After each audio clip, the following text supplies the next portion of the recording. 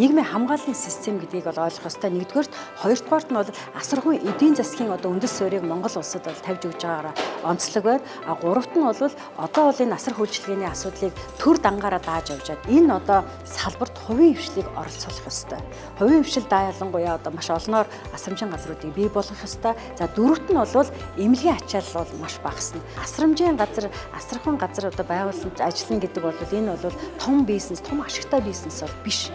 Гэхдээ энэ бол хүний сэтгэлээс гардаг. Энэ бүх улсад ингэ явж идэг хүн болгон одоо өсч идэг ийм л бизнес юм байна л. Тэгэхээр энийг бол төрөөс их бага хэмжээгээр зохицуулалт, хөнгөлөлт одоо бодлогоор дэмждэг ийм л бодлого байна. Тэгэхээр энэ бодлогуудыг бол энэ хуулийн төсөлтөд бол суулгаж өгсөн байна.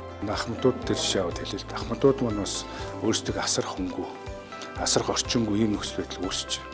За хуучин социалист үеэр бол улсын асарх байрны 10 хэд байт юм шиг байна. Тэн дээр одоо очдог хүмүүс нь тоотой хязгаартай, багтаамжинч байхгүй болсон. За энэ үед энэ хуулийн гол үйлчлэх хүрээ нь бол шинээр харах энэ орчин нөхцөл. Ахмадуудаа яаж асарах юм бэ? Хувийн хвшилтэд нийлж, төр хувийн хвшлийн нийлсэн байдлаар тийм ээ.